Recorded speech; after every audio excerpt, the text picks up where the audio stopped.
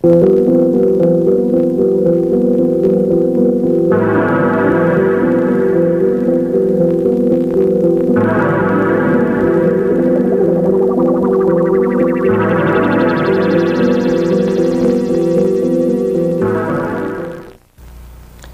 my name is Jim Arrabito, and I'm a Seventh-day Adventist layman. As a Seventh-day Adventist, I'm very, very interested in the fulfillment of prophecies in these last days. Especially am I aware of the place of Roman Catholicism in closing events. Well, I was on a street ministry in Berkeley about 10 years ago. I became acquainted with a Roman Catholic Jesuit priest from the University of San Francisco. I asked him in one of our conversations, "Have you read The Great Controversy?" And he explained to me that The Great Controversy has a lot of truth in it. In fact, he told me that the Roman Catholic Church will rule the world again. For a while I was in a state of shock. You know, it just happens to be that although we're Seventh-day Adventists, many times we don't see in reality the very things that we supposedly believe. It hit me very hard, and I began about 10 years ago collecting books on Roman Catholicism and world politics. You know, we as Adventists expect somehow to see all these events take place out in the open. But you know, I found that that is not what Revelation 17 tells us. Revelation 17, verse 3 says this, "So he carried me away in the Spirit into the wilderness, and I saw a woman sit upon a scarlet-colored beast."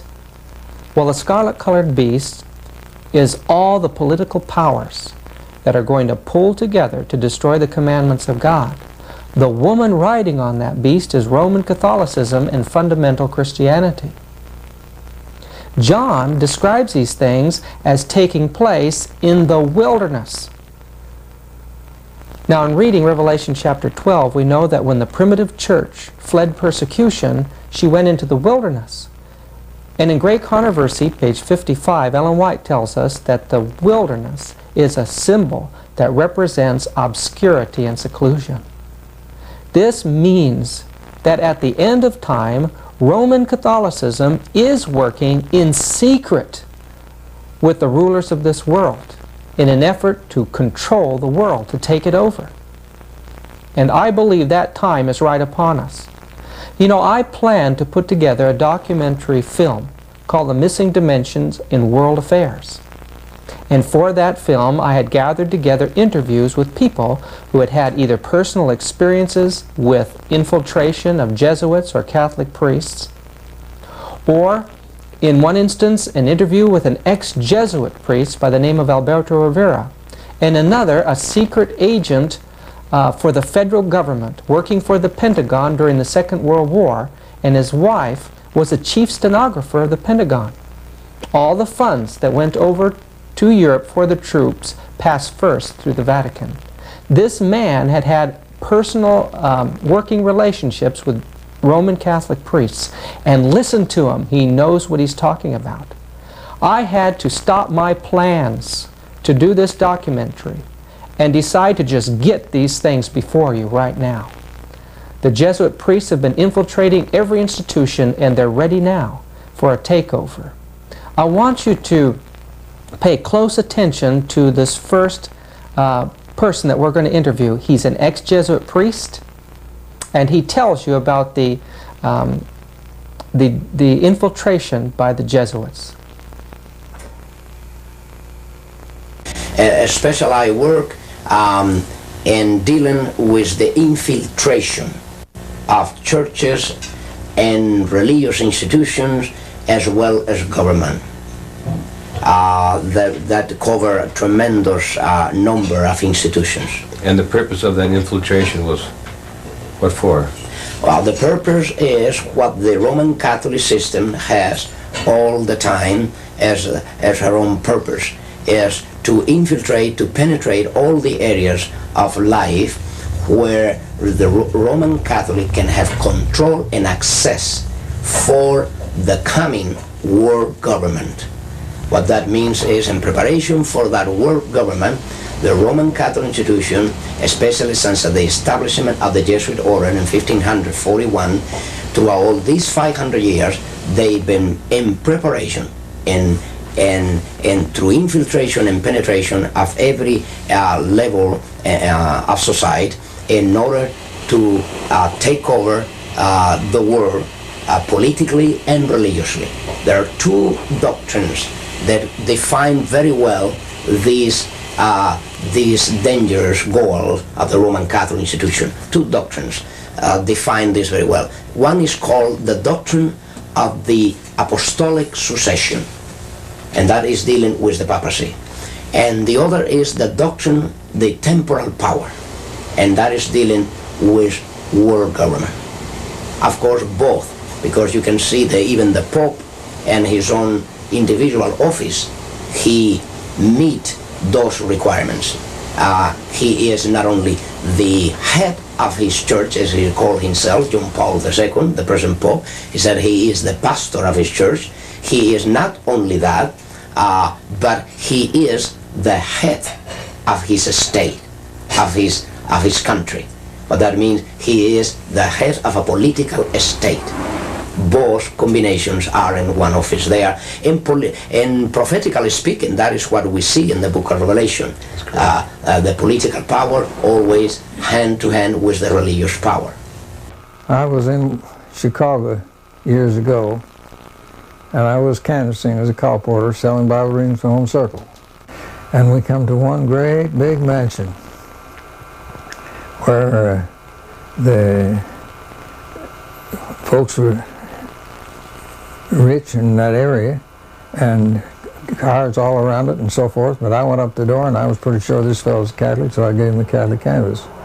And he invited me in, and then as soon as he got in, he turned the key in the door, and I said, wait a minute, what am I getting into?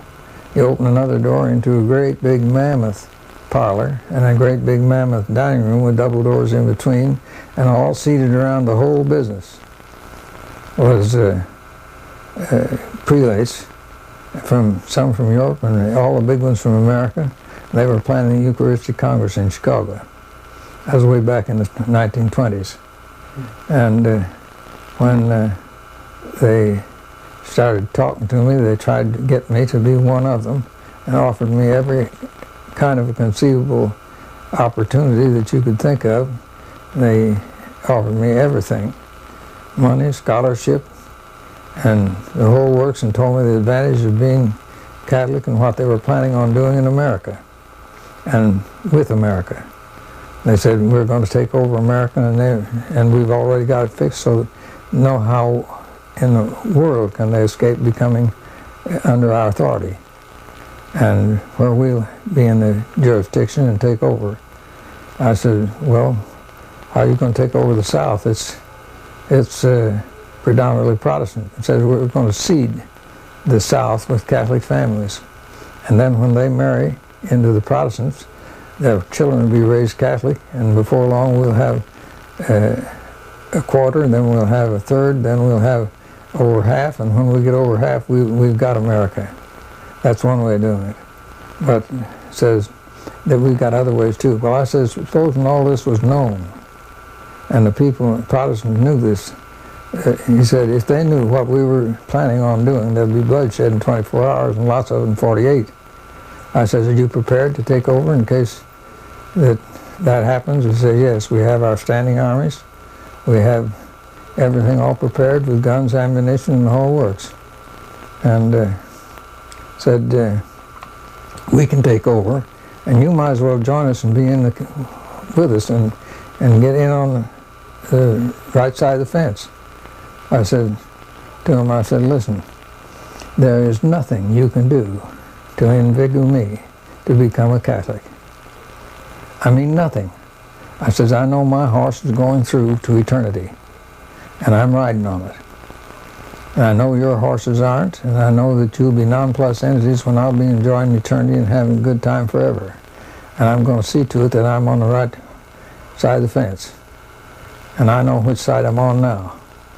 And I said, you might as well open the door and let me out, because I know that other people know that I'm in here, and there'll be investigation made if you don't let me out. One of the big fellows with a red cardinal hat got up and said, "Sir," he says, "we're going to let you out. But we want you to know one thing, that everybody that's born in the United States that's not born a Catholic is on a card. You're put on a white card to begin with and kept on a white card until we feel like that we need to watch you. After that, we put you on a blue card." And said, after you're on a blue card for a while, if we feel like it, we just assume you wasn't existing, you're on a red card. Son, from now on, you'll be on the red card as long as you live. And I know they know me where I'm living, and have followed me all around throughout life. They're still doing it. And, well, I could tell you a lot of stories, but that's just one. Yes, it was in 1967 when a friend of mine came to me very excitedly. He told me that he was doing some colporteur work in Indiana, and while knocking on different doors to gain entrance, he was invited into a home very quickly, and he wondered how come he didn't have to use his door openers. When he went in, the fellow who had invited him into his home said, "I know who you people are." And he said, "Well, what do you mean?" He says, "Well, let me show you something here." And he moved aside a rug from his flooring there, and under that rug was a door. He lifted up the door, and here were stairs that went down into a basement. And he said, "I would like to show you something." So they went down into the basement, and this individual whose home he was in showed him just many files. And as he was looking at these files, he wondered what it meant. He says, "Well," he says, "we know who you are, and I would like to ask you a question. Name me a name of somebody who belongs to your church." And so he said, okay. He named him a name, one of his girlfriends. And this man went to a file, picked out that name, and said, "This person was baptized on such and such a date, a member of such and such a church," etc. And my friends said his eyes got very large, and he says, "Well, what does this mean? How come you have this information here?" And this fellow said, "Well, I belong to the Catholic Church. I belong to a special order, and we have all of you on files in different parts of the country. This is the file that we have on your members of your church here. We know who you are, and we have more complete records on you than I believe you people have for yourself." He said, "I just wanted you to see that so you would know that we know who you are." Well, my friend left that home. He didn't sell any books, but I think he became a more serious thinking individual after that. Because I was always able to open up to anybody that I cared anything about, even a friend, much less your husband. And he was this way all the time I was married to him. Very evasive. Was he gone for long periods then? Yes, he was. He was gone for 3 and 4 months, sometimes out of the year, sometimes a less amount of time, but always no less than 6 weeks at a time. And he would act so bitter when he left. He'd get me all upset to where I'd tell him, why don't you leave, Joe? And so he'd act so sad, but he'd leave. And I saw later that he really intended it to be this way. He was manipulating you? Right, that's true. Mm-hmm. Did he show any remorse? Not really. No, it was just as though that was his line of work. Very dear neighbors that lived across the street from me. And they knew my husband, and they had known us for years. And so when Joe and I were married, and he would try to communicate with them, but I don't know if he was revealing anything to them that he wasn't saying to me. But these folks told me, they were first to tell me that Joe, in fact, was a priest. Many of my friends questioned Joe in their own minds, not to his face, but they thought he was a very strange person. They thought it was strange that he'd have so many absences from our marriage. But of course I took all the blame for that. Not fully realizing that he was irritating me to the point of sending him away these times when it was necessary, in fact, that he was away. Because his church, I'm sure he had the calling that he had to answer, or the work that he had to do for his church. At what point were you sure that you had married somebody pretty high up in the Roman Catholic Church? When he had finally convinced me that it'd be wise for us to marry in his church. And I had belonged to the Seventh-day Adventist Church, or I guess I hadn't yet been baptized into the Seventh-day Adventist Church, but I felt that it probably would be smart to marry him in the Catholic Church. And so I went ahead, and then we went over to see a priest in Reno and was going to discuss being married. We had to go over to another office, another group of offices, and see a cardinal.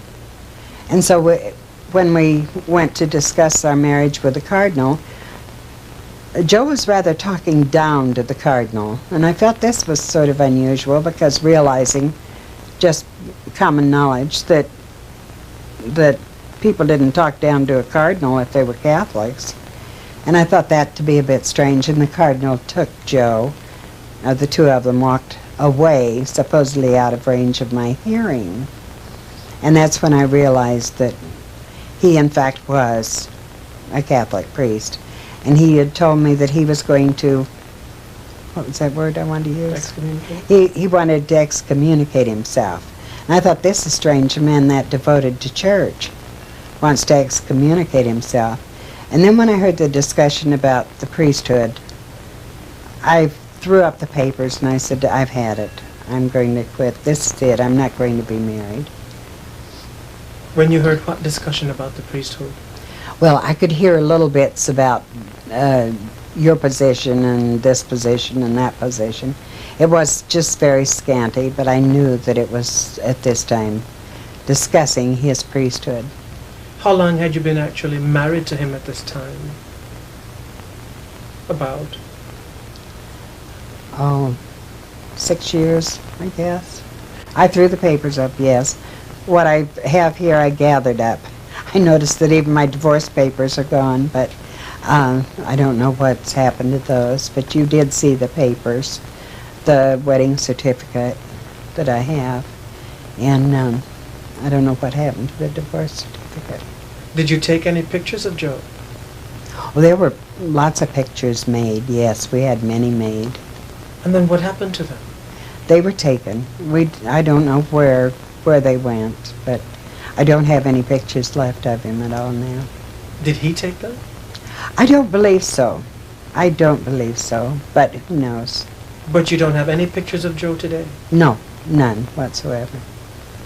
You'd mentioned that someone had broken into to your house and stolen? Yeah, some of the things were taken from me, stolen from me, yes. Who would want pictures? There must have been something else packed in that box. I'm sure there was. Or, who knows? It's a crazy thing. There were quite a few things missing. Even personal pictures of my children and grandchildren. Now, he made a boast one day about Hitler. What exactly did he say about Hitler? He said Hitler was one of our very good people. Hitler and Mussolini, he said, were good Catholics. And he said also the mafia. He said we have some good people in our church. When I showed him the book that I had gotten, written by Samuel Bakioki, he said, that's one of our men. And so he said, notice where it was published. And he turned right away to the area in the front of the book where it tells you published in Rome.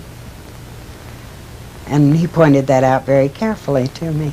Are you telling me that in the same breath that he mentioned Hitler and Mussolini, that he mentioned Samuel Bakioki? I'm not sure of that. I'm really not sure of that. I don't know that that was at the same time. How did you feel when he said that? Did you think he was kidding you? Yeah. I thought he was jesting a lot of the times. And I would question him about it. And he really wasn't jesting at all, but you had the feeling that he was. Joe was a very sober person, and it was difficult to know when he was joking, which was seldom. He was very serious. He had a serious mission within him that he carried out.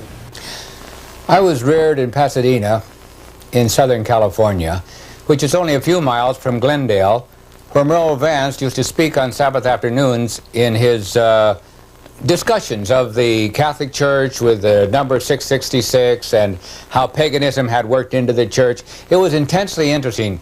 Even I've used some of the things he has said even yet today. But he had these mimeograph sheets that he used to pass out that had the pictures that he had copied from his various publications. I know he did a lot of study when he went back to the seminary. He was studying on the connection between 666 and the Roman Church. And when he went to the seminary, some of the people there said, well, now we think we know that there's a Jesuit on the staff here, and we think we know who it is. Merle hadn't been there very long until he said, I think I knew who it was too. Well, he continued his study, and he had pictures from the books that were printed in Rome by the church. And this is what was on these mimeograph sheets that he used to pass out. But at the height of his study, he took some of this amazing material which he had and took it to one of the leaders there in Washington and showed him what they had. This man, without even looking at the paper that Merle had, said, Brother Vance, that study is not for you. But he said, look what I've got. It's all here. It's proved. Here's the pictures. Here's the proof of it. There's no question. He said, Brother Vance, that material and that subject is not for you. Well, he was pretty downhearted. He went to his major professor, which was a professor of history, and he showed him what he had. This professor said, we want you to write your term paper on that. Well, he said, I'm sorry, but I've already talked with this leader, and he gave his name, and he says that I must not study this any further. So I don't dare write a term paper on it. Well, time went on, and some of his friends said if he didn't change his topic, he wouldn't ever graduate. In fact, the major professor said that. So he did change his topic to something inconsequential. Finally, the time came for Merle's graduation from the seminary, and it just happened that this leader had been called to Europe for a year, and it was during that year that Merle was graduated. So he had his papers. Following that, this leader died. And a very close friend of this leader was talking with Merle one day, and he said, I know positively that that leader, that man was a Jesuit, because I was a very close friend of him, and I know this positively. Merle was certainly a good student. I remember him when I heard a tape of him recently. I recognized his voice. It was so thrilling to hear his voice again, because I enjoyed those messages which he gave. He was a good student, a fine man, a real scholar. Certainly he was a credit to this people. The subject of Jesuit infiltration into Protestant churches, whenever that subject is brought up, it's often ignored, dismissed, or just brushed aside. For some reason, they don't like to think of this fact. But the story I'm about to tell you occurred in 1939. At a Seventh-day Adventist institution, Washington Missionary College, located in Tacoma Park, Maryland. This was told to me by Dr. B.G. Wilkinson, who was president of the college from 1935 to 1945. Now, Dr. Wilkinson told me that he uncovered a Jesuit infiltrator at that time, in 1939. And this is how it happened. There had been a new Bible instructor hired by the board, and this man had been teaching Bible to the undergraduate theological majors for about 5 months. Now, Dr. Wilkinson had always encouraged an open-door policy, and he encouraged the confidences of his students, especially his theological students. Now, some of these young men came to him after a period of about 4 or 5 months, and they said, Dr. Wilkinson, you teach Bible differently than this new Bible instructor does. There's some things about him that we don't understand. He brings up doubts in the classroom. Doubts about our theological position, about our doctrines. These doubts are then not resolved. They're left sort of hanging in the air. And they had other questions which Dr. Wilkinson couldn't answer.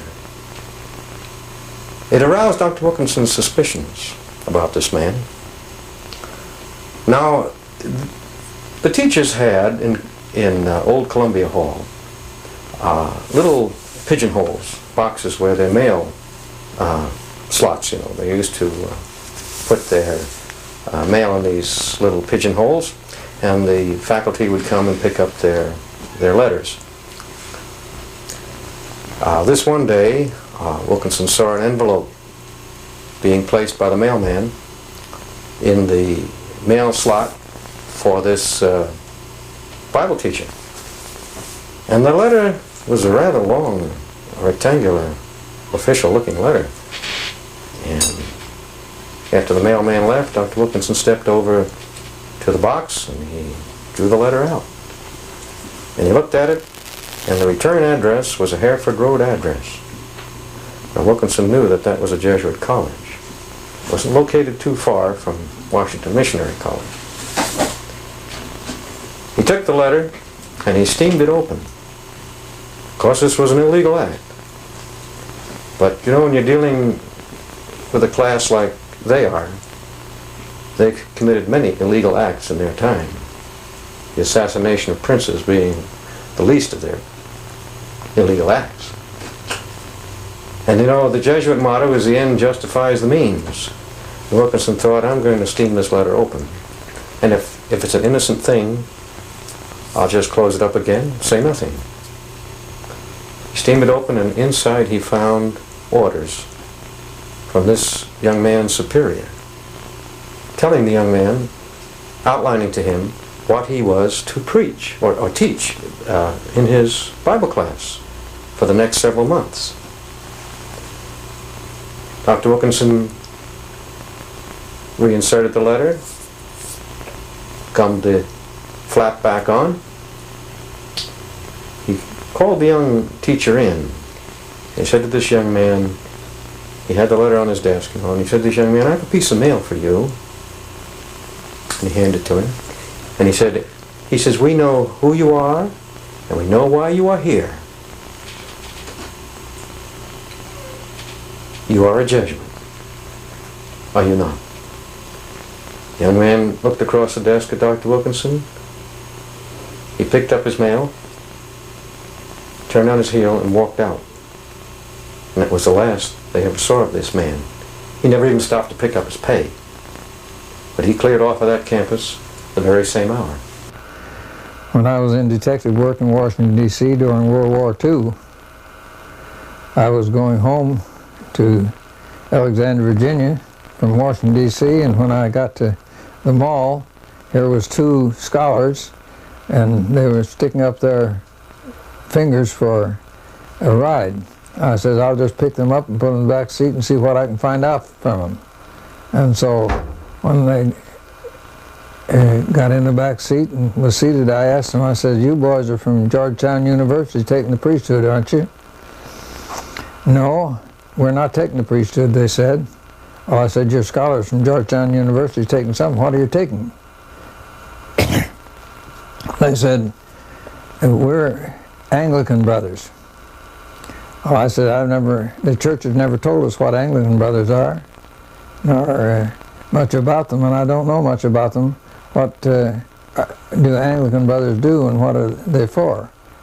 They said, well, we're taking studies to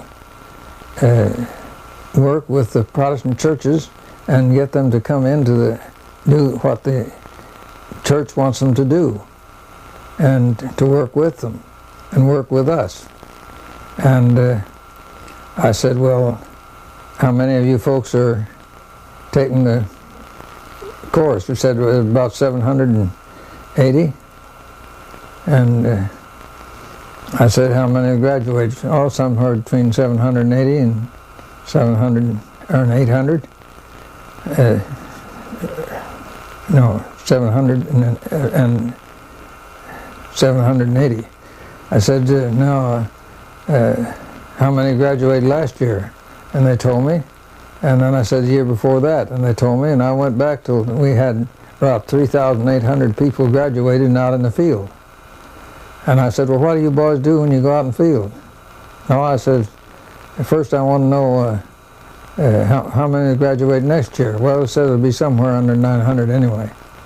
And I said, how about, what do you do when you graduate? Said, well, the first thing we change our names.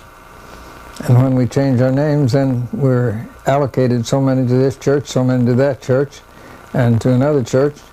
And I said, when you go out to the churches, then what do you do? He said, well, the first thing we do is look around for some nice young lady that we'd like to make an associate member with, and then we marry them. And after we're married, we go off to a Protestant theological seminary or school, and we come out a Protestant minister. Then we're taught to, in our course, to work up to the heads as fast as we can in that line, and where we're supposed to work in. And I said, now, do all of you work in the same field? No, says some of us work, but we all work in the church trying to get the churches to unite with us and do what we want them to do. So were these Roman Catholic students then? They were, as far as I learned, from what I learned, they were Jesuits. I know they don't only infiltrate the Protestant churches, but they infiltrate their schools. And I know one fellow that got to be teacher in the Methodist school, and as a result of that, a lot of the Methodist ministers today are carrying communist cards. They utilize anything and everybody to bring their means to an end. My story goes back a few years ago. When my father first got into ministry, Pastor Arrabito. He was sent by the General Conference to Reno, Nevada, which was his first ministry among the Italian-speaking people. At that time, there were quite a few that had migrated from the east to the west, and especially in the Reno area. So a call went out for a young minister, and my dad was ready and willing and consecrated to do his part in the ministry. He was a young minister at that time. And he was sent to Reno, Nevada. And from there, he was sent to, a call came through not long after that, after there was 40 to 50 members. A call came through to go to San Francisco. And of course, a minister has to always be willing to whether he wanted to or not, to go where he was called. And the call came through, and he did. He went to San Francisco to open up the work there among the Italian-speaking people. Of course, at that time, we never had any thought of who the Jesuits were and what they were about to do and what they were doing, even at that time, and that was some time ago. Anyway, after he was there a while, he got a call to go to Oakland to work among the Italian-speaking people. And he was told that he would be working side by side with a man by the name of Calderoni, Elder Rosario Calderoni, who would be in charge of the Italian work in that area. So my dad went and took orders from Elder Calderoni. He worked in Oakland and El Cerrito and Richmond for a while, bringing people to church and working with them, giving Bible studies, and many souls were baptized at that time due to the work which was promoted in that area. At that time, he became friendly with Elder Calderoni, and in one instance, Elder Calderoni admitted that he was raised and sent to school, to the Roman Catholic school back in Italy, and he was going to be a Jesuit. He was an admitted Jesuit at that time. And he said he broke away from the Jesuits and became an Adventist because he saw that they didn't have the truth. Well, naturally we all believed him. But it wasn't long after that when Dad would answer a call to the Stockton area to raise a little church in the Stockton area, which he went. And of course all this time he was under the direction of Elder Rosario Calderoni. And that's when we realized that there was something wrong. Elder Calderoni, at that time, we didn't know it, but was gradually destroying the work that was being done among the Italian-speaking people. The people would come in and complain, and that money was being sent to Calderoni, and wondered what was happening to it, and all the while, why he was visiting people and speaking against the young people, including my dad, that had newly come into truth at that time. Many of the young Italian ministers at that time were being dropped, one by one, for one excuse and another. And we found out it was Calderoni speaking to Elder Houswick, who at that time was in charge of the foreign work. And we were wondering why this was happening. The church was being undermined. We just don't know how it was happening until later, of course, we realized that we felt that it was because of the background, and possibly Elder Calderoni was still in the work the Jesuits pay, or under their direction. It had to be, otherwise the work would have gone ahead, because it went ahead so beautifully before that. Friends, I can only tell you of one incident, but of course I hear of many others. And if one person can get into our work and cause a destruction among the Italian-speaking people, I shudder to think of how many more are doing the same thing today. That was my father, John Arrabito, who was kept from the ministry by Jesuit influences in the Seventh-day Adventist Church. Adventists should wake up. Time is short. What organizations have now been taken over by the Jesuit order and other institutes of Catholicism? What world powers are in her hands to be used in this final chess game for the takeover of the world? We can get some idea when we look back to the Council of Trent in the 1540s through the 1560s. At that time, during those years, we find vows that were taken by these secret orders to take over the education of the Protestants, take over their schools, take over their churches, especially to destroy the Protestant Bible by creating many translations, destroy the monarchies of Europe, destroy nationalism, to use astronomy and astrology to create new calendars that would eventually transfer the sanctity from Sabbath or Saturday to Sunday. Their goal was to take over the business world, internationalism. They were to take over banking, to take over Judaism and the movement of Zionism, to create political strife and chaos and all of these things for one end, that Catholicism should rule. Listen. I did training in monasteries and convent where I prepare cursigistas, the Legion of Mary, the Blue Army, many of these militant organizations. I train and prepare how they can become Baptists, how they can become Adventists, how they can become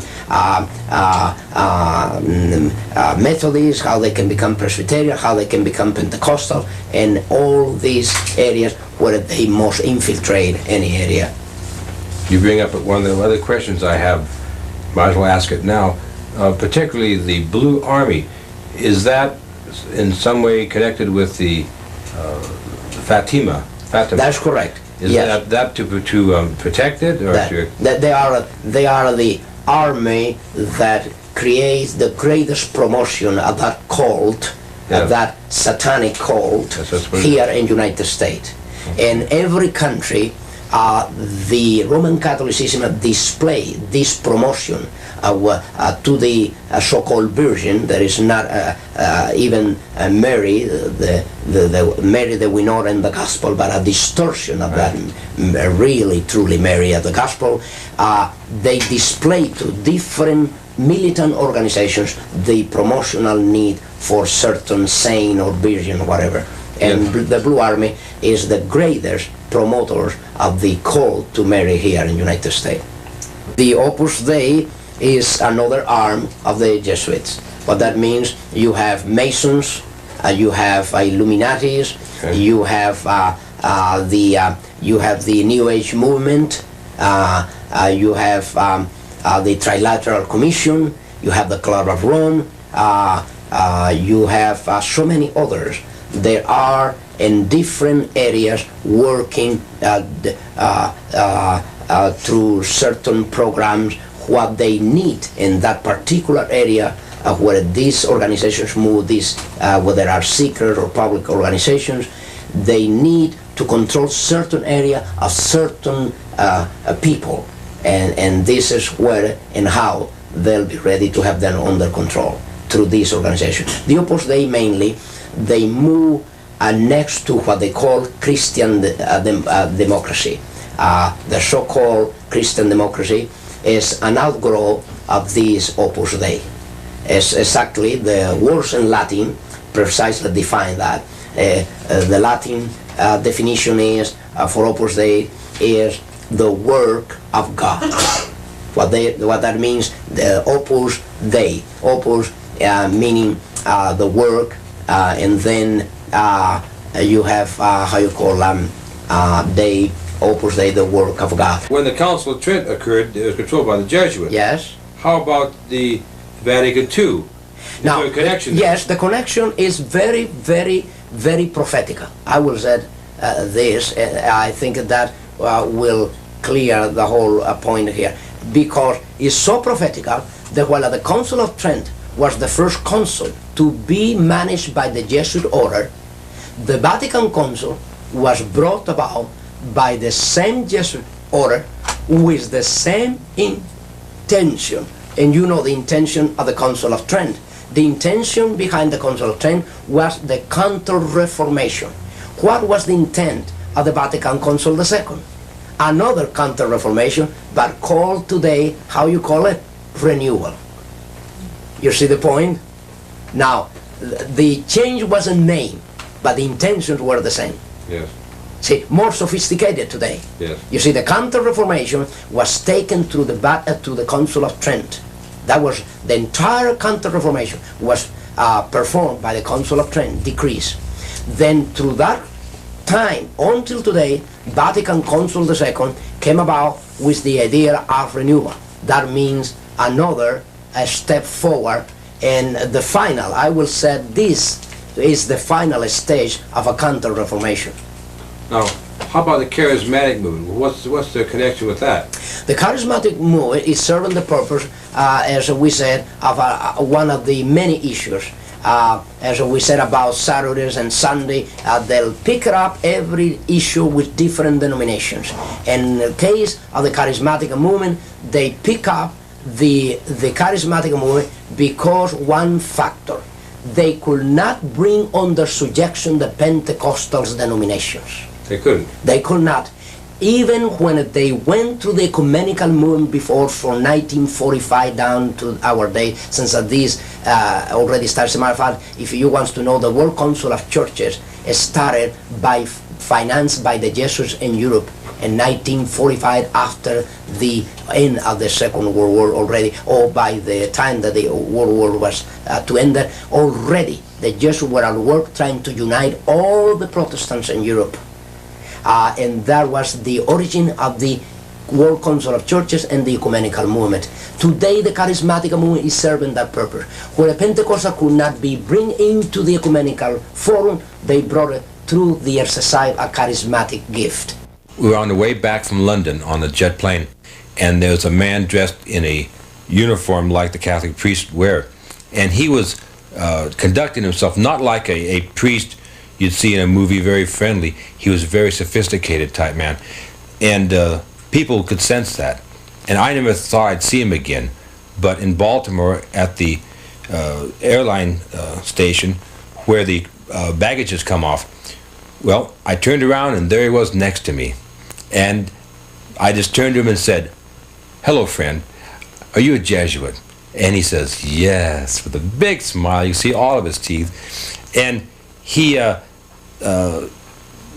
was very happy with himself. I said, "Well, listen, I'm very interested in the Jesuits. I've read some about them. And what would you think about the Council of Trent and what was invented in the Council of Trent and the infiltration of the Jesuits into Protestantism and the use of the Jesuits through organizations like the Illuminati and the futurism theory, the secret rapture that they invented for the Protestants?" And I talked to him about a lot of those things, and he had like a metamorphosis take place. His face became rigid, his smile went away, and he looked me right in the eyes and he said, "You know quite a bit, don't you?" Like he never expected it. And I told him that you know, I was one of the Protestants that got away, and if he could realize that if somebody like me knew those things, just imagine some of the other of God's people that know those things and are willing to tell anybody about them. And it was an amazing situation how that man's face changed, and he thought he was like in one identity, but all of a sudden he realized that these dark secrets of theirs, they're being found out, and I'll never forget that. Would you consider that Jesuitism to be an occult secret society? It is an occult secret society from the point of view that the Jesuit order, what you know of the Jesuit order and what everybody knows of the Jesuit order is not the truly Jesuit order. What that means is even the Jesuits within the Jesuit order, they all are not knowing the secret society, the inner secret society that they are surrounded by. Spiritualism and the papacy is as close as two fingers are on your hand. One cult that started from Fatima, okay, the cult of Fatima, the Roman Catholic cult, seems to be antagonistic to the rest of the Roman Catholic Church. Seems that they believe that the Pope that's in now is an antichrist. The whole thing is that Satan gets as many people as he can on his side. And by starting something else up, he can get more. Oh, I see. And he starts first one thing and then another. That's why he's got so many churches and so many cults and so many this and so many that. What he can't get one person on, he gets them on another. Mm-hmm. And the biggest thing that he gets most people on is TV. Satan has all kinds of organizations. Mm-hmm. But the Catholic Church is his one biggest, most extensive organization that there is in the world. Yeah. He has these others organized to take care of things, but and in some places he works, even destroys himself to make other things work out for himself. What's the connection between Jesuitism and communism? Well, that's a long story, but really communism was really started by the Catholic Church, and the Pope himself is allied with them and a communist himself.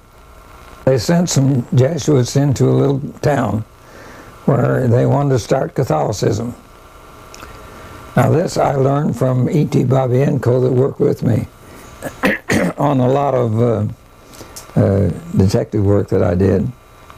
And E.T. Babienko told me that after they had no success for a short while, they substituted the place with twice as many Jesuits as they had in the beginning, and after years they got nowhere. So they said the only way in the big meetings in the Vatican, where the headmen all meet, they said the only way we'll ever get anywhere in putting Catholicism in Russia is to take away the children from the parents and do away with the Greek Orthodox Church by training the children otherwise. And in their brains, this was all formulated, and they decided to put communism into Russia, and to put hard-boiled communism, which is Bolshevism, and later bring it on to a de-Christianized Christian Bolshevism. So the connection between Zionistic Judaism and communism then is, would you say that's a fraudulent story? Yes, to some extent, and yet they use the Jews wherever they can.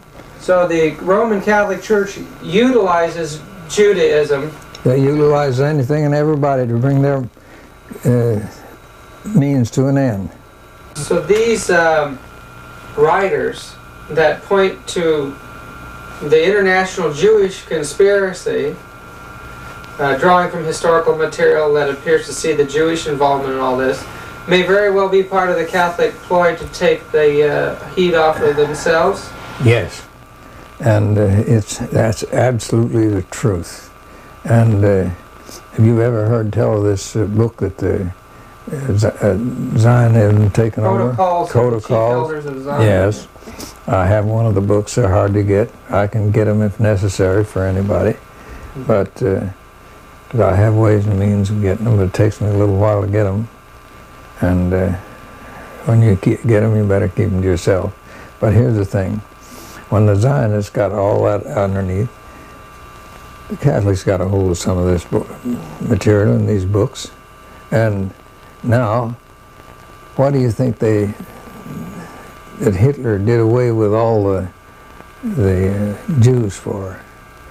Is to get rid of the heads and the ones that would promote this Zionism, and they're doing what the Zionists proposed to do.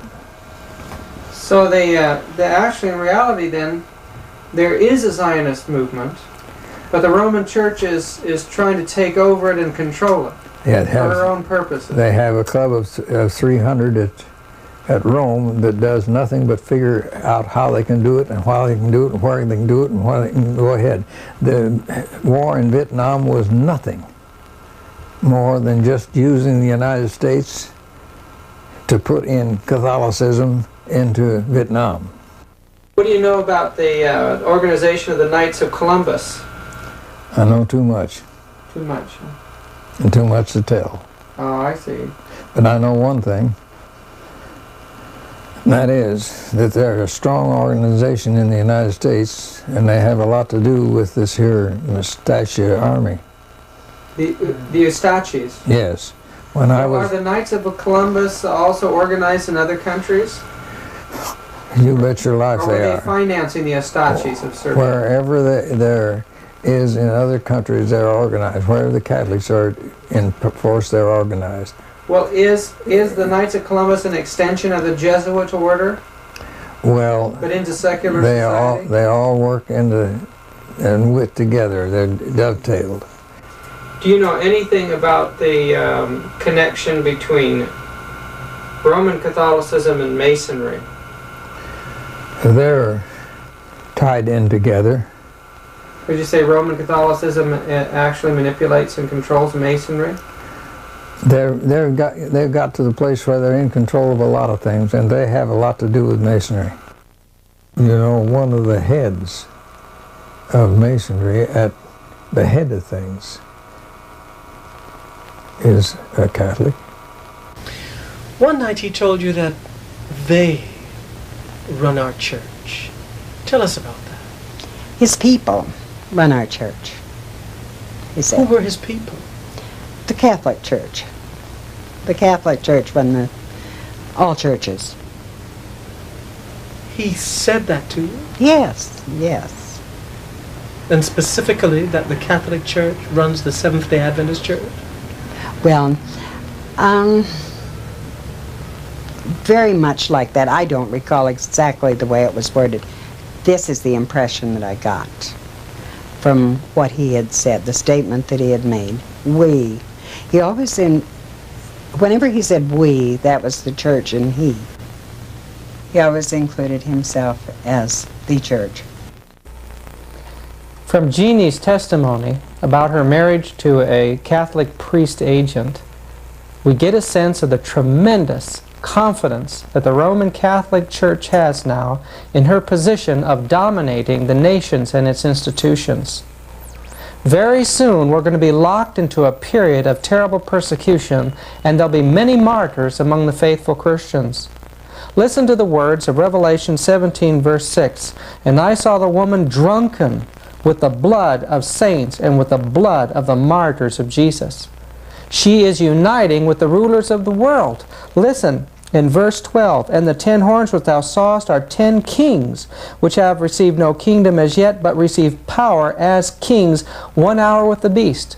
Rulers in this world will give their political power to a system, a political system that will be dominated by the papacy. And that system is going to make war upon God and His followers. In Revelation 18, part of our last message to the world is to tell the world, "All nations have drunk of the wine of the wrath of her fornications, and the kings of the earth have committed fornication with her." That the governments of the world are in an unholy alliance with the Roman papacy, and God is going to judge them. I want you to listen very carefully to Dr. Hiram Duke's testimony as he shares their position in world politics. When I was behind these locked doors, they told me that they were going to cede the South. And with what they told me then, I knew they were planning World War II. And I knew they were planning on bringing all the DPs and ceding the South with DPs. They've done it. They've got to the place now where... DP is... What's a DP? That's the folks that are displaced in the old country on account of war. Well, one thing that's interesting is no bombs are dropped on the Vatican. Well, my wife was the head stenographer in the Vatican, in the Pentagon at that time. And she gave all the orders and sent out all the orders to the big men. And she had orders to see that there was no Protestant flew over the Vatican and over Rome, because they were afraid that they might, through their own ingenuity, want to drop a bomb there. Are you aware that the head immigration authority in Germany was a strong Catholic, and that he let the men in that were trained in New York for the hoodlums that went over to do away with the Tsar and his outfit, and they were shipped by him into Moscow by getting one of their men into Moscow and shipped in boxcars, and this fellow in Moscow that got in there ahead went and opened the padlocks off of boxcars and let them out, and they went right up and did away with it. You're talking about Lenin and Trotsky. Yes, sir. Trotsky was trained in New York, wasn't he? Yeah. The head of a bunch of hoodlums. Got to talking with E.T. Babienko about a lot of things. And we got in places where we wanted to know things. And we put on priest garb, dressed up like a priest, and he put on even garbs on beyond the priesthood. Well, because he spoke in 44 languages more fluent than I do in English, and his wife speaks 33 languages fluent. Why, and he understands enough in other languages right away quick, and he picks them up like magic. The General Conference used him for interpreter to go between a lot of these places wherever they needed him. And he went to Europe and went to Asia and a lot of these different things. And when he went to Asia, he was over in the Himalaya mountains, where it's so difficult to learn the language. He learned some things was going on in Europe, and he wanted to go over and find it out. So he took an airplane, he flew over there, and he dressed up like a big head man in the Catholic Church, and he went in with among these other men, and he purported that he couldn't understand their language. They had to get him an interpreter. So they got him an interpreter, and he understood their language better than they did. And he understood everything they were saying and everything they were saying about him. And that way, why, he fooled them to where they thought he was a high dignitary, and he went in and found out things that he wouldn't otherwise. When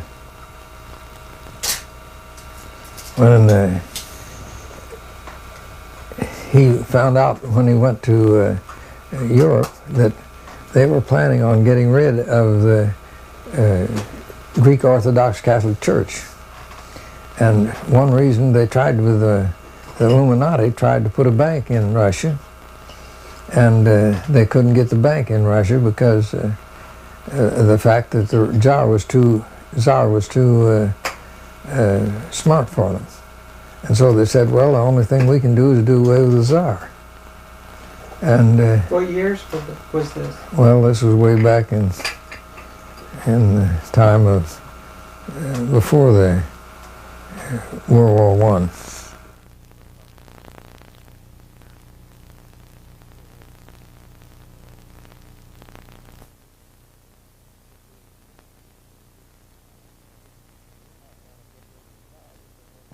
They wanted to not only get rid of the Tsar, but they wanted to get Catholicism into Russia.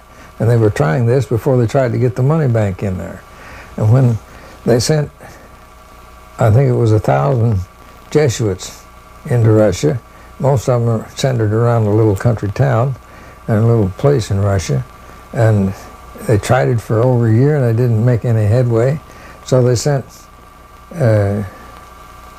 twice as many more in that area, and then they didn't get anywhere, and so they called a big meeting over in Rome of all the head folks from all over the world, and they planned on what they could do, and they found out that the best thing they could do was to get rid of the parents taking care of their children, to educate the children, and that way, if they took the children away from the parents, that they could control and get Catholicism in there later. So they put in hard-shelled Bolshevik communism, and they thought, well, we'll annul that and get a choice in that way later on, and put in a de-Christianized Christian communism.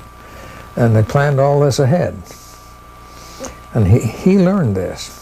When he got this information, and they found out that they'd done this already, and that they take the children away so that they could imbibe communism into the children and take them away do away with the Greek Orthodox Catholic Church.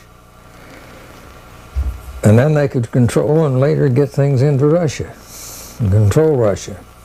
And they'd do away with the Tsar and the government and the whole works. And then they planned on doing it in World War I. They dined, wined, and educated 300 hoodlums in New York to do all this, and to go over and take over the Tsar and take over Russia, and put this Bolshevism in Russia. Well, when they got it all ready, they had already gotten their man. The first president that they really put in was Woodrow Wilson, and they had gotten him in office, and so they told Woodrow Wilson, you tell England if she don't let those men in the ship that you've captured go on into France and things go on through, that we won't bring the United States in and won't do anything for you, and you'll be out of luck. And so immediately they let the ship go on into France and went into Switzerland, down into the dark forest, and the head man of migration was Catholic, and he loaded one of them on the train and got him into Moscow through one crook or another. And then when he got him into Moscow, he loaded the rest of the 300 with all their guns, ammunition, and money, $20 million in gold, in boxcars, and sent them in there. When they got there, this fellow that was in Moscow opened up the boxcars that they were sent to him, and out they come and went right straight up and took the Tsar over, and they were scared for a long time. They weren't going to make the grade, but they did. And communism was in Russia. Now, after they got that all done, then this fellow decided there's something going on, and I'd like to know a little more about some of these things. So a little later, he went over to a new part of the Balkan states and went in dressed up the same as he did before. And he found out that they'd called the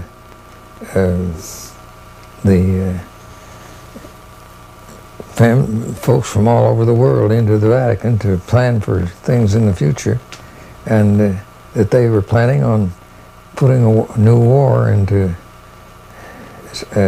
Second World War, and that they planned and put Hitler in to do it. And he found out the reasons it was all done and why they had it when they did have was that the young folks in Germany were falling for Bolshevism and communism, and the young folks in the Catholic Church in Italy were doing the same. And they said, well, we've got to put something in there that's as near like it that they'll fall for and control the situation. And so they finally, after considering a lot of things and so forth, they said, we've got to do something because something's got to be done. They put out a magazine among these young folks to stop them from turning Bolshevik and communist oriented, and it was so bad that they decided that they'd have to do something, because Russia put out another magazine that told that way back before this they had controlled another country with the same kind of government, and it was in such and such books and such libraries in Europe, and they printed what was in the books and in these magazines. It had such a percussion that they said, we've got to do something else, we've got to control the situation. So they said, we'll put in Nazism in Russia that was born in their brains, and fascism in Italy, and we'll pick our men, and they had Hitler picked, and his face altered to do the job. They sent money. What do you mean by his face altered? Well, they altered his nose and different things. Oh, really? And then they picked Mussolini for Italy, and they sent hundreds of thousands of dollars to begin the situation, and it went through the Swiss banks into Germany. I know of that from what about E.T. Babienka told me. And when they got the whole thing started, it was all planned, fascism, and that's how Hitler got to be head of the German army.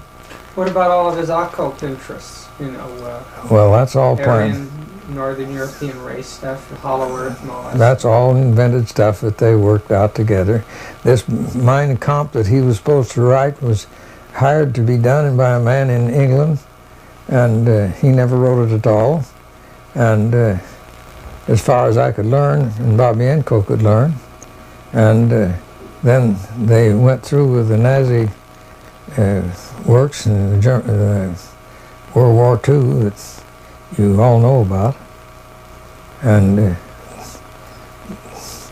now we have a breakdown in the communism. It isn't the old Bolshevik communism, and Catholicism is being put in Russia, and our work is going forward because they couldn't let Catholicism in without letting us in, and they're still holding down on things. But they're using Catholicism to gain control of the whole world. Over 50% of the world is communist today. I'll tell you something else that you might be interested in, and that is that when Woodrow Wilson was put in, the Catholics brought in enough Catholics from Europe with the understanding that they were to vote Democrat to throw the election for Woodrow Wilson. It's a pity to have even to say that at this point in the history of the United States, in the history of the presidents, has not been other president. From the time of President Washington, that was the first president to be utilized by the Jesuits. If you were not aware of that, President Washington already was initiated by the Jesuits to bring about the first communication with the Vatican ever known in this country. From there on, President Reagan, to all this time, President Reagan has come to fulfill the greatest the greatest moment in the history of this conspiracy, because no other president has come as close as President Reagan with the Vatican, and even not even John F. Kennedy. What that means is they have done to President Kennedy, to President Reagan, what they were not able to do even through a Roman Catholic president. And nevertheless, I will say this: the religious belief of President Kennedy is nothing more, nothing else than another expression of Catholicism. Perhaps I need to clear this. Roman Catholicism is not only the Roman Catholic system. Roman Catholicism is still, and it has been at work outside the Roman Catholic system. What that means, there are many daughters of the Roman Catholic system outside the Roman Catholic system. And as there are many daughters, these daughters have children, and of course President Reagan fit within that picture. His relationship with the Vatican today brought about several things. One of them is the diplomatic relationship with the Vatican. Second, the preparation for the signature of a concordat between the Vatican and the United States. And if you want to know, this never took place overnight. President Reagan was prepared and is here for the task that is performing today as President of the United States by the Jesuits of Rome, and the time that he served as a star in a movie that was very well known and still being showed today, a very old movie about the football team of Notre Dame. New Rockney. That's correct. This is the time that the first contact was made by the Jesuits with Reagan. Jesuits, under the stream of an induction, they were not directly to be involved. They only were the elements, the intellectual element that will prepare this. The case of Abraham Lincoln. Abraham Lincoln, the president, was killed by the Jesuits of Rome, but there was no a Jesuit there involved directly. Nevertheless, was the Jesuit who prepared the plot against his life and prepare and train those who were to kill him. They arranged it. Yes, yeah. It happened with President Kennedy, the same thing. Yeah. The assassination of Kennedy is another fact that can be proved of any time that was ordered and by the Jesuits in order to get rid of a president that already was ashamed to the Roman Catholic institution, being Roman Catholic. You have two different extremes. In Abraham Lincoln, you have that there was a man professing to be a Christian, solid Christian, and then there you have a man that professed to be a solid Catholic, but then put to shame his own institution when he was confronted about what he will do as a Roman Catholic president about the Constitution and about the interests of the Roman Catholic institution. When he placed the Constitution of the United States above the canon laws of the institution, he called for disaster. Do you know anything about the assassination of President Kennedy and its connection with Catholicism? Well, I wouldn't like to dwell too much on that. But I know one thing. They told President Kennedy that they were coming back after he refused to sign the pro school bill. And they told him that he better sign it when they come back. And there was head Catholic officials there at the works. And the whole thing, I'm quite sure, was planned before they come back. They asked him to sign it, and he said, I'm told the Protestant people that I wouldn't sign a bill, a procure bill, while I'm in office this term. And I won't. I'm as good as my word. I won't go back on my word. And a short while after that, he was not a dead man. He was a vegetable. He wasn't killed. But his wife knew all about it and called the Greek boat fella and told him he wanted him. She told him that he told her that he'd come and get him and take him over to his island. He was over on his island for some time, quite a while after that, when the whole family went over to the island, his family, Kennedy family, and they buried him out at sea. He was in the hospital on Greek Island for quite a while. What about the British royal family and the oligarchical families of northern Italy and some of these old families that have, actually ruled for years and years and years? Do they have any connection with the Roman Church today? A lot of them did. A lot of them ruled under the Roman Church's authority. You take Henry in Germany. He defied the Pope for a little while, and the Pope made him come and humbled him to where he had to stand in the snow outside for days before the Pope would even talk to him.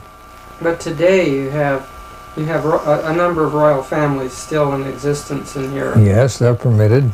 It's just, but the head royal family of Britain don't amount to a hill of beans. They're just figureheads, pencil work. They don't have any power then.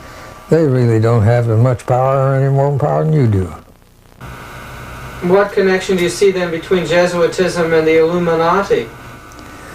Well, the Illuminati is an outgrowth of papal plans to control the whole world. And it was through the Illuminati that the papacy got a great deal of its control of Great Britain and the United States. And they control more than what people realize. This Schiller Institute, you've heard about the Schiller Institute or the LaRouche's organization? They're the ones that organized and promoted this SDI, and also they're pretty extensive throughout the world. They've been putting a lot of people into office recently, and but their focus, all of these different magazines have a different focus. Their focus is to unveil the machinery of the British ruling family and some of these other families, showing their involvement in international dope trade, and then they're into showing the dangers of the IMF and the banking fraud today. All that don't amount to a hill of beans alongside of the giant octopus that controls behind the scenes. The whole thing is, you take in the United States, they let a lot of these things go because it works to their end. If they demoralize the brains of the American youth and they keep them undercover, and so that they can't get into things like they would if they used their brains and got up to the place where they should, why, they can control situations. So the drug trade is actually advantageous to the Roman Church then? Absolutely, and Russia's pouring tons and tons and hundreds of tons of drugs in here for that purpose. Their final goal, they have goals just like anybody has goals, and they have the final goal of to take over this whole world and control of the whole world and everybody in it, and have them in slavery underneath them. Wherever the Catholics have gone, the first thing they do is get the cities in debt. The next thing is to get the county in debt. The next thing is to get the state in debt. The next thing is to get the government in debt. That's how they got control of Great Britain. That's how they got control of the United States. And when they get control of one of the state, got control of the United States, now they're trying to get control of every country in the whole world, and they've got the world underneath bind at the present time to where the economy is where it works to a condition to where they take over, and they're working for a one world government, a one world takeover, and it's coming faster than most people think. How did the Jesuits change the system of Protestant education? Just what did they do? And how is the Protestant education now different than it was, say, prior to the Anti-Reformation? Well, there's a lot of things that are different. There's no question about that. But they have worked up into the work of education and the educational field to where they help to control the education. and they try to control the education to where they are ruining the morality and the Protestants that are being educated. Why would they aim against morality? Isn't the Roman Catholic Church a Christian church, and wouldn't they want to teach morality? They want to get rid of the other Protestants, and they'll do anything that is up to their ability to do away with it. Let me tell you what the Knights of Columbus has done and performed a tremendous job in the United States in education, in public education. The authors of the chaotic situation of the public schools in the United States has been and are the Knights of Columbus in the United States. The Protestant churches never at any time used the theory of this here, what do you call it in my mind, rapture theory. It's a pure Catholic theory, and when the Jesuits got into the churches as ministers and teachers, they started teaching the rapture theory to the Protestant churches, and now the Protestant churches are all wrapped up in the rapture theory and teaching the rapture theory. What value is it to the Roman Catholics for Protestants to teach the rapture theory? It does away with the sanctuary service in heaven and its work that's going on now according to the Holy Scriptures. How does the Roman Catholic Church fit into this rapture theory? Well, it came about as a result of Luther teaching that the Pope was the Antichrist, and to get away from the teaching of the Pope being the Antichrist, they decided to try to get some other theory to outdo it or overcome it. They first got one other theory that it was Antiochus Epiphanes that was the Antichrist, and none of the Protestants would accept that in those days, and so then they got the theory up of the rapture theory, and none of them would accept that. But when they got enough Jesuits in the Protestant church to teach it as ministers and teachers, then they accepted it, and today they're teaching it. What about the work of Alcazar and Rivera? Now these were two Jesuits that are starting already way back early, and before the 1600 already. Rivera and Alcazar were already commissioned to penetrate, since the infiltration was very difficult in the days through the Reformation. They can spot an infiltrator very easily in those days because the struggle was face to face with the Vatican. Then Roman Catholics and the Inquisitors, they have a hard time trying to infiltrate the Christian churches, even in Spain, where it was underground completely. They have a hard, difficult time, and there was a very fearful thing to infiltrate. Then nevertheless, they did it. They did infiltrate, and this is how they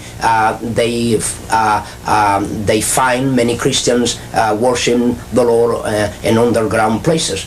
Now, through infiltration. But in these cases, they were not commissioned under the stream of an induction, as I was, under the stream of an induction. Rivera and Alcázar, they were to work, and then later Lacunza. There is more, but I will mention these three, the most important ones, in dealing with one special area, prophecy. They were assigned to deal especially with prophecy, with the purpose to do two things at least: to cover up any prophecy relate to the origin of the Antichrist, relate to the Antichrist, and relate to the papacy, relate to the Antichrist. And second, to cover up any idea that the Roman Catholic institution was never a Christian church, as I pointed out before. What that means is to make possible in Bible commentaries and church history that the Roman Catholic institution always will appear as a Christian church, fall in apostasy, and then need a renewal, and need of renewal. That was the idea that Rivera, Alcázar, and La Cruz tried to trace. Among other things, they tried to implement the idea that most of the prophecies of the book of Revelations were already fulfilled by the time of Nero. What that means is that don't worry about prophecies today, don't worry about the Antichrist, don't worry about a one-world government, don't worry about nothing like that. Yes, that's correct. Walter Martin has been and confessed by him. As a matter of fact, I could mention that I have a debate already with Mr. Martin. I have already a debate with Mr. Gary Met, and I took them both by surprise. I took Mr. Gary Met on radio by surprise. I not only persuade him, I force him to answer these accusations and these slanders. And then I took immediately Mr. Walter Martin and Anaheim. And both gentlemen, they were not looking really to meet with me. They were trying to avoid, if it were all possible, that confrontation that I did have with both. We have tapes of these confrontations and these debates. And then Mr. Walter Martin, he himself, even so that I knew his name and the list of very confident persons by the Jesuit order. What that means is that the Jesuit order will have a list made up in United States of people as well as institutions that are worth trusting. And Mr. Walter Martin, I even mentioned to him in this confrontation with him that his name was listed in that list. What did he say? And he said to me, well, I don't know why my name is there. I said, you should know. He should know. Yes. I said, you should know. As a matter of fact, why Mr. Walter Martin, 25 years ago, he even wrote about the cult to Mary, a book about Mary, and 25 years after, he have a list, as a matter of fact, that I have with me, a list of cults where he lists the most dangerous cults, and all who in the list of his most dangerous cults are Christian Science, Jehovah's Witnesses, Mormons, starting with the Mormons. And suddenly I thought, I was expecting that he will place at the top of the most dangerous cult Roman Catholicism, but were the Mormons. Now, the Mormons become the victim of Roman Catholicism not only, but become the victim of Mr. Walter Martin, because even the Mormons are the product of Roman Catholicism. The pressure for Sunday in the future is an issue. Is that a product of the Jesuits, or what do you know about that? Well, what I know is this, that even the Seventh-day Adventist denomination has been placed under the greatest setup and a real setup of all the history of the denomination.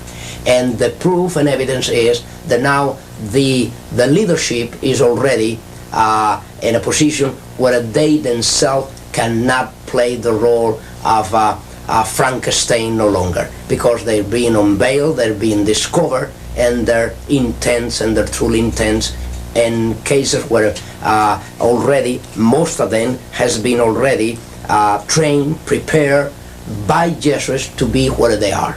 So, will this Sunday issue seems to be on the President's desk to be signed? The moral majority is pushing for it.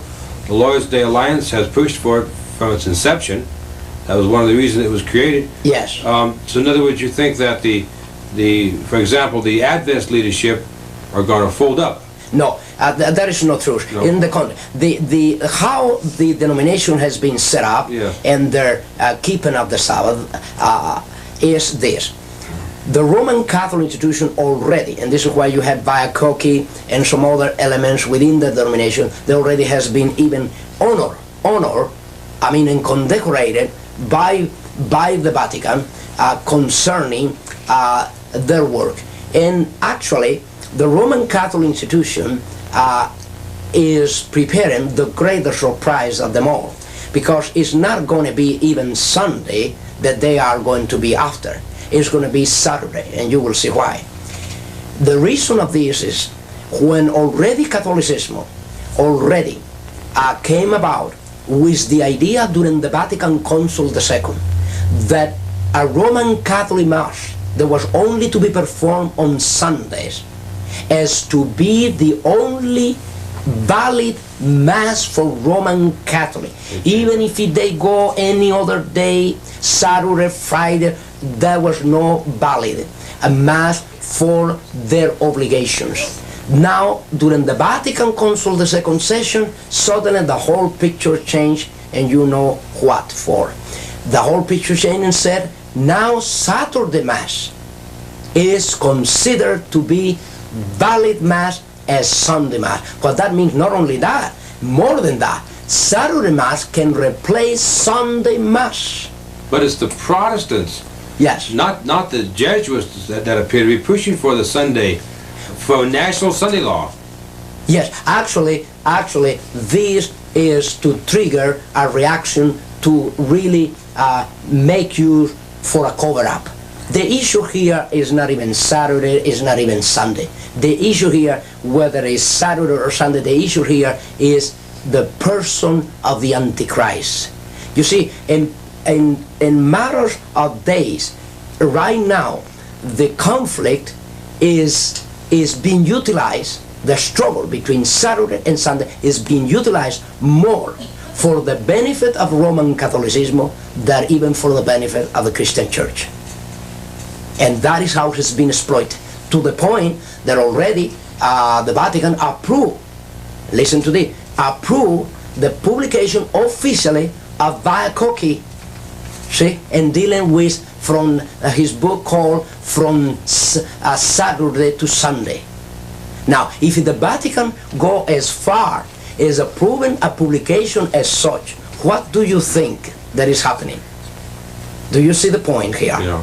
If the Vatican goes as far, telling an official, a member of the denominational body of the Seventh-day Adventists, I am the author of this book, I'm telling you that you have changed Saturday to Sunday, that you, as a Roman Catholic, you were the one that changed it. I mean, openly saying that there you did this, and the Cardinal Seren comes and say, oh yes, we agree, we did this, we agree. Now, what are they trying to gain by doing this, by accepting this? What they are trying to gain? They are trying to gain the sympathy, they are trying to gain the life, and they are trying to gain the entire denomination as they have gained the Pentecostal, as they have gained the Protestants through different other issues. Nevertheless, they touch every other issue except the real issue. Through any other issues, like the tongues business, the charismatic gift, you see, they are dealing with their things where nobody can see what is behind. In other words, they cannot openly see any evil because you will see the Vatican as a good, in a good position, a renewal position, say, yes, we recognize that we did wrong, we changed from Saturday to Sunday, and we admit this, and we're going to do something about it. The Vatican Council did it. You see, we are going to incorporate now officially the Mass on the day of Sabbath. You see? Because the Bible's clear. Oh yes. When they go that far, you can see one thing for sure. Now there is, in this issue,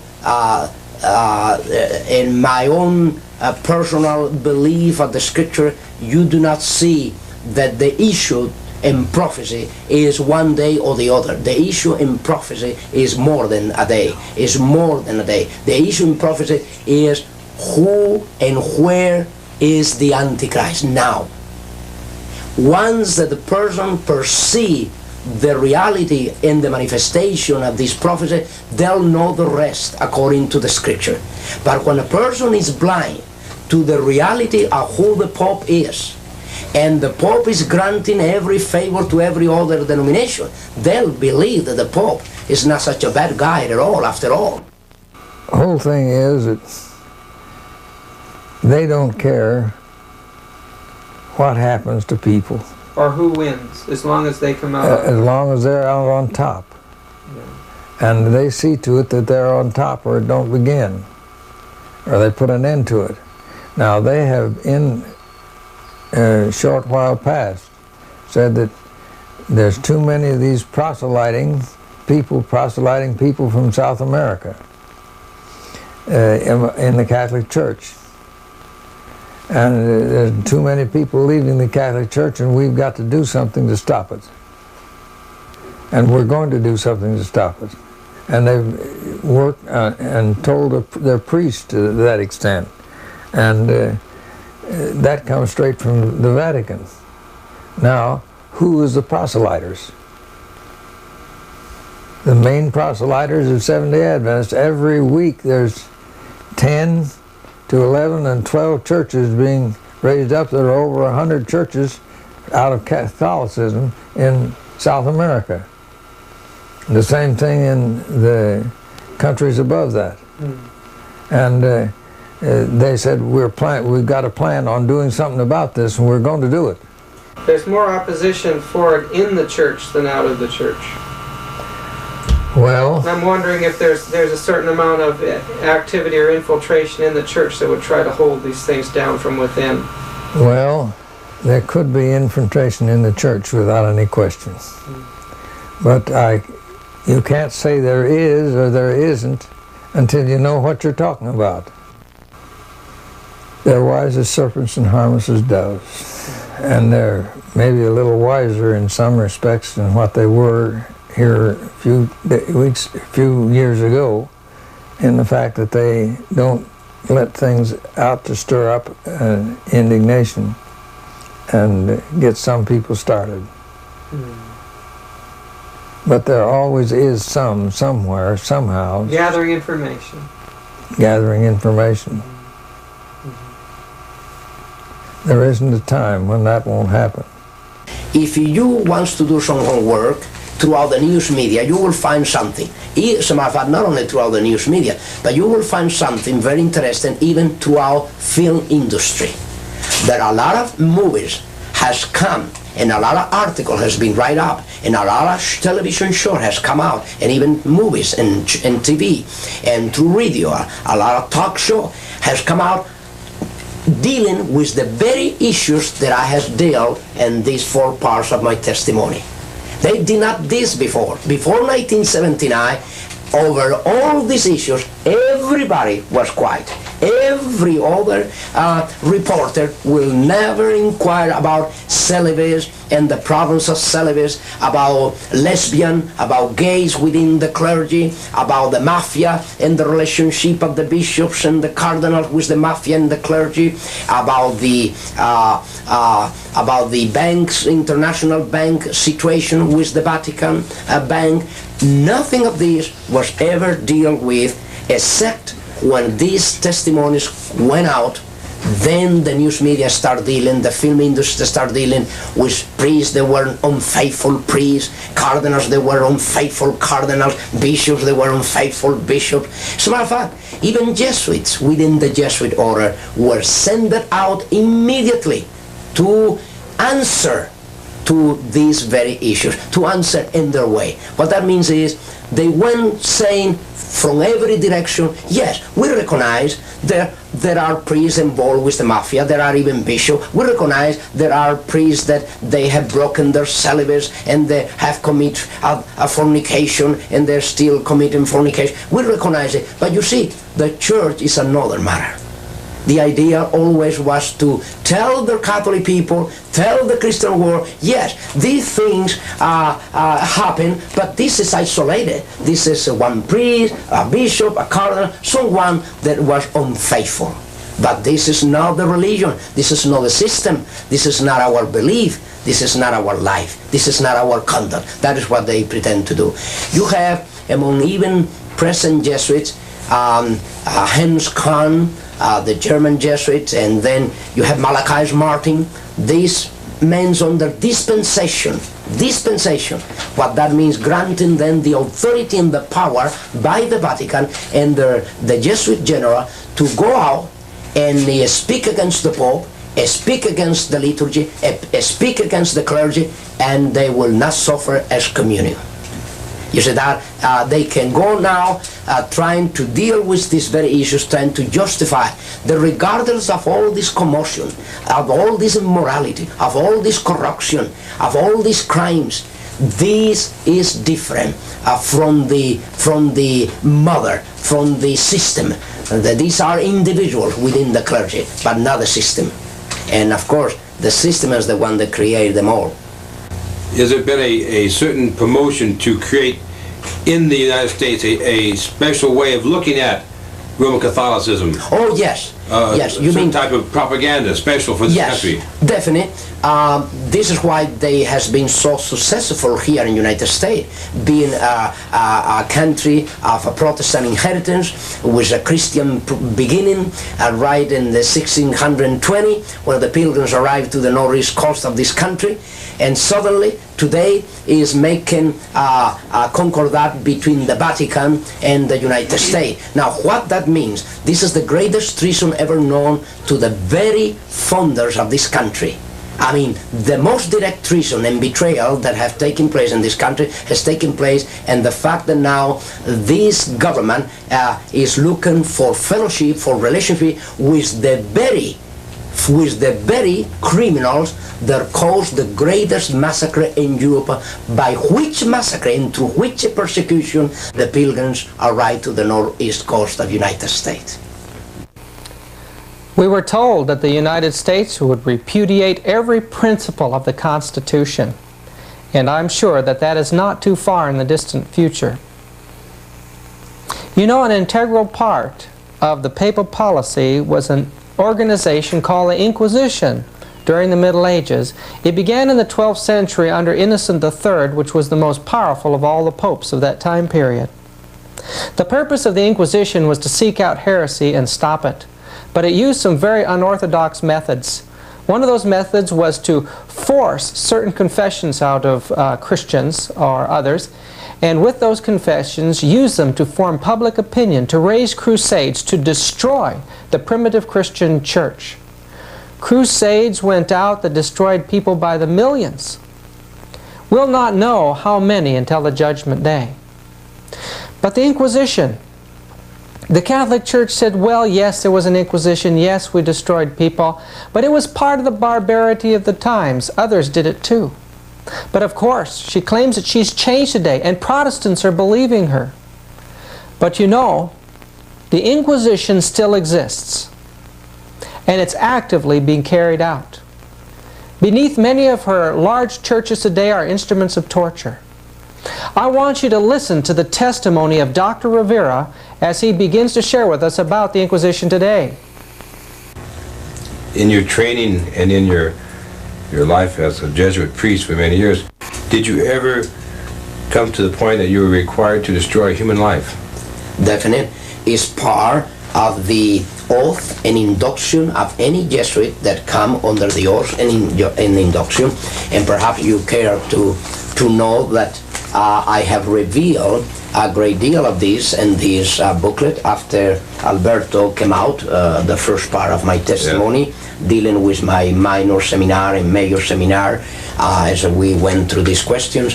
And now you have in double cross, it is a revealing, at least a little part in these pages here, page, let's see, this is 12 and 13 at least, you see that is part of the oath and induction that I was taking as I swear to take the life not only of kings and princes and governors and mayors and senators and congressmen,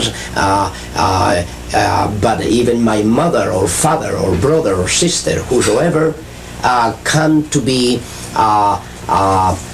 between the interests of the Roman Catholic system and the interests that they pursued. What that means is, if a president of a nation is there to interfere with the interests of the Roman Catholic institution and their pursuit of power, they they will be crushed. That they'll actually, we were granted, I was granted that authority, that power, to exercise that authority, that power. That when any individual, whether it is a child, whether it is a woman, whether it's an elder man, whether it is a boy, whether it's a girl, whether it's a king or a queen, regardless of who the person is, when that person, that city, that nation, this country oppose to the goals of the Roman Catholic institution and interfere with, that already call for disaster.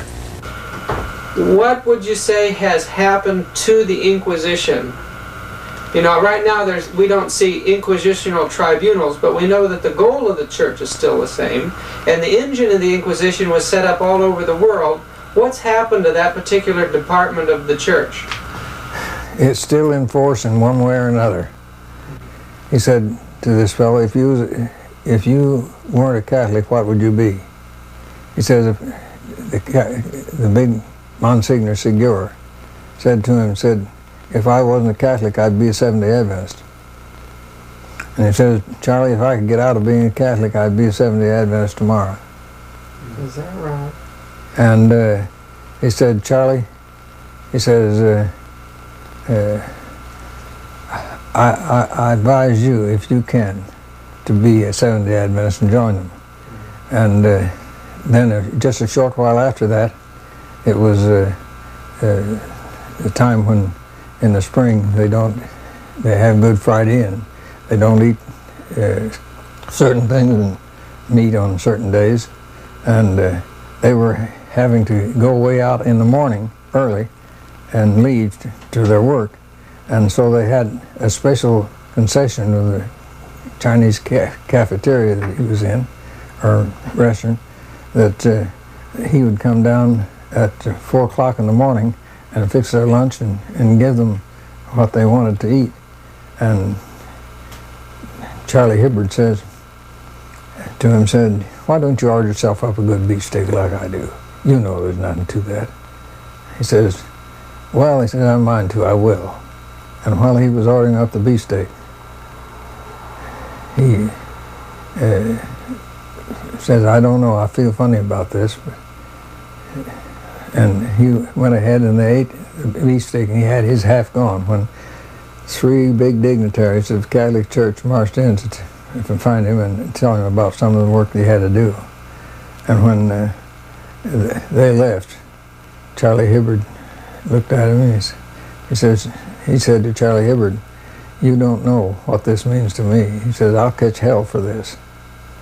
And he says, I used to be the head official that did the punishment for the folks that weren't living up to what they're supposed to. And if you go back to the great big churches in New York, you'll find way down deep in the basement where the corners are cut off like corner cupboards would be. And I was the one that took the people that was sentenced and changed them in that corner, brought 1 brick and 1 trowel of mortar each day and their meal until there was 1 opening for 1 brick. And I put in the last brick and the last trowel of mortar. And behind there's many skeletons. It says, you don't know, Charlie, what this means to me. I was the chief executioner for that deal. And me to eat beefsteak like this, he said, I'll hear from this in a few days. He says that I'm from that tribunal back there, and said, you wait and see. In a few days, he got a notice that he was to appear before the tribunal in New York. And when they left on the train, he said, Charlie, if I live after this, said, if I live, I'll send you a card, greetings for your birthday. The card never came. I could tell you stories like this by the hours. So the Inquisitional Tribunal is still active for Roman Catholic people? It's still active, and it is for people that are not Roman Catholic if they get a chance to, without too much publicity that would damage them, their work and their cause. Now in Mexico they opened up the cloistered convents and turned some of them into museums. so tourists can see the torture implements that were used on the nuns. And I imagine that in backward countries like Mexico and Spain and some of these areas, this type of thing keeps going without interruption then.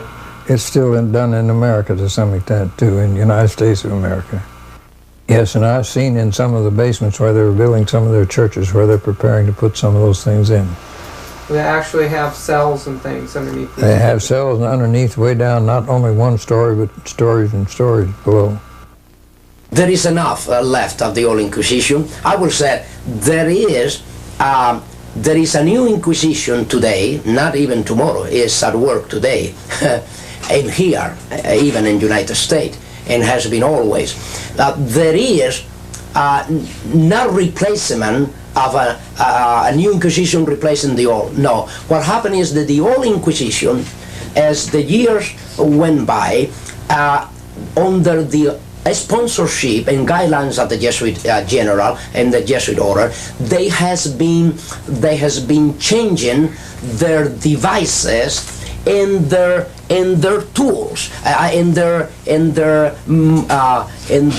I will say their devices, and their methods. You see, what happened is the Inquisition is the same Inquisition. The Holy Office never closed the door since it was established in 1200. You see, it never closed the door. As a matter of fact, within the Vatican, this is an office that never closed the door day and night. Today have a different name. It happened that they have a different name today, as they have different devices and methods to bring people to trial.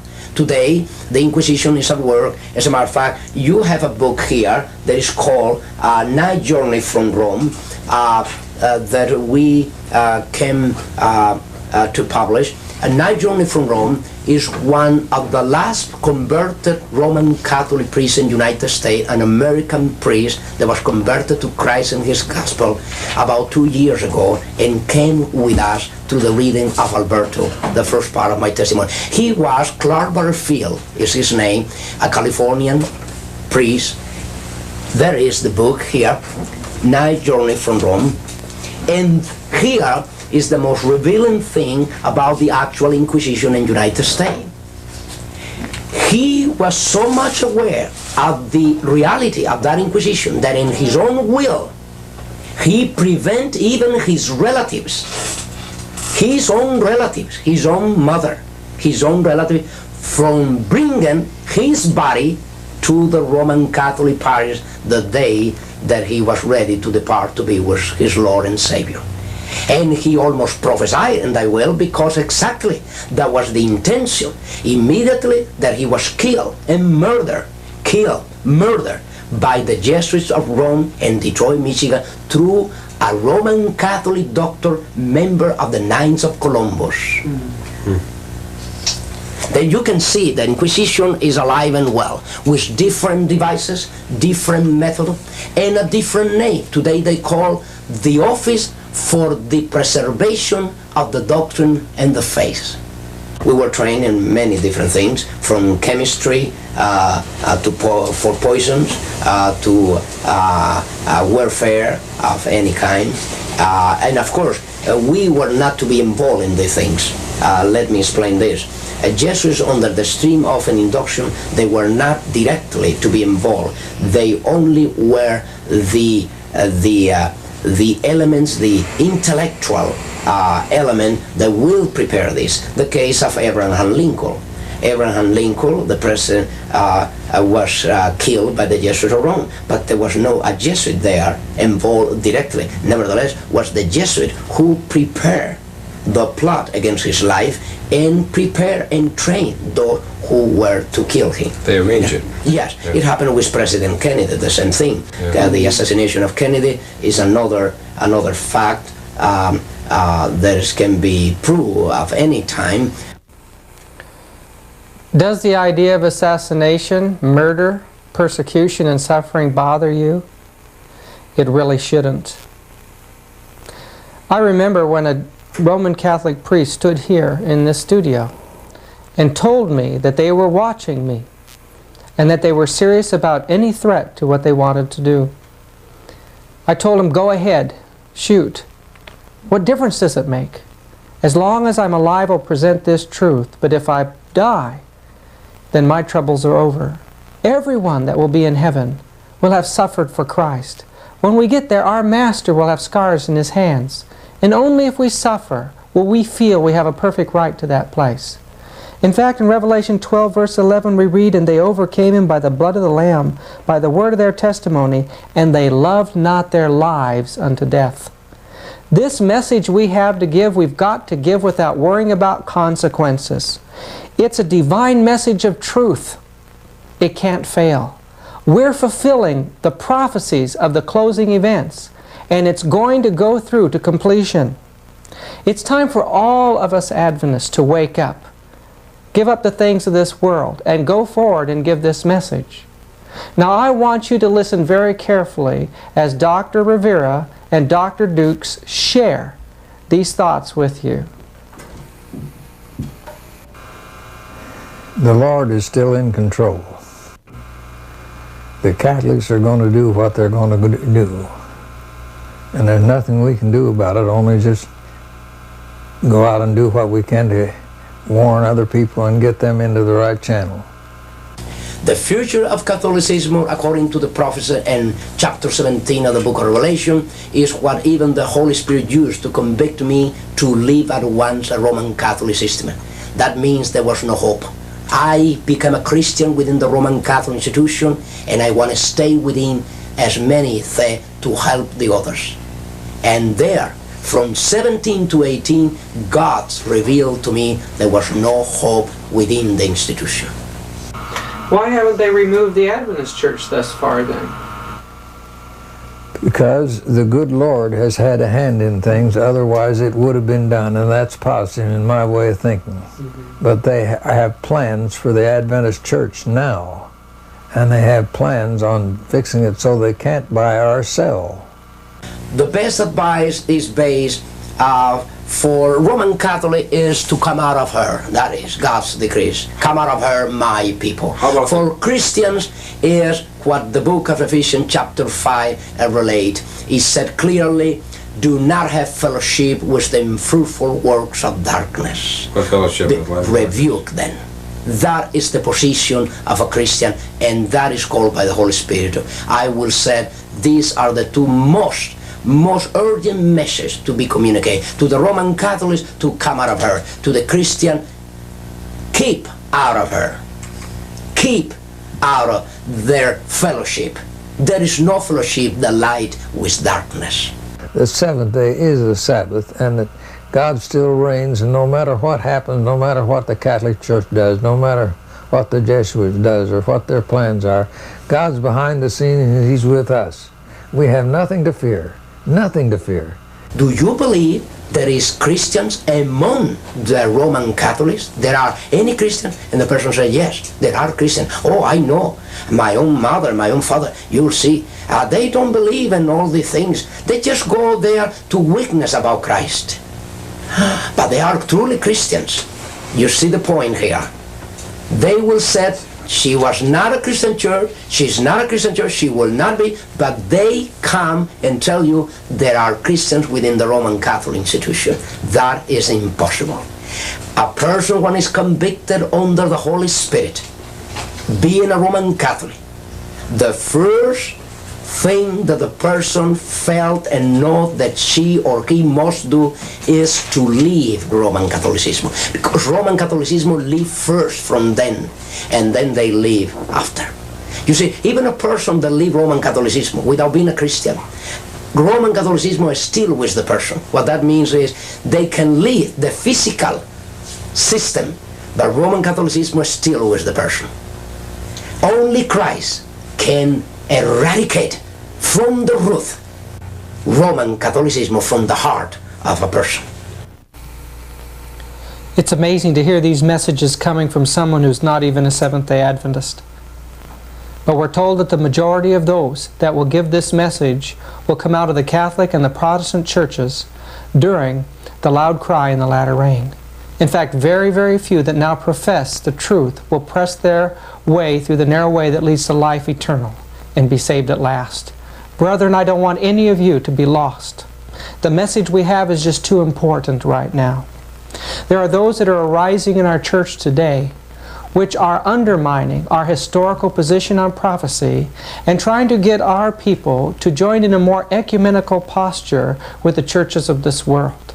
While on the other side, on the conservative side of things, there are those who are rising up and trying to take our historical prophecies and reapply them into the future, weakening the historical message of Adventism. It's time for Adventists everywhere to begin to restudy out the messages that made us the people that we are, and to present those messages with power before the world, under the power of the Holy Spirit. Friends, it's time that the Sabbath be presented to the world more fully.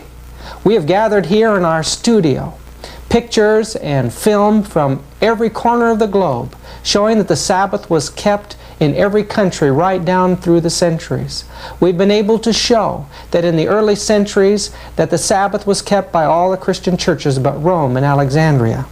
This message needs to go out, and we need your help, and we need your prayers. We can't do it alone. We need all Adventists everywhere to help us. Would you please have prayer with me as we close? Dear Lord in heaven, now as we face the last years in the great drama, we pray that you will move upon the hearts of Adventists everywhere to raise up workers to finish this work. Move upon the hearts of those who see this program to set aside this world and prepare for the coming of Jesus. In Jesus' name, amen.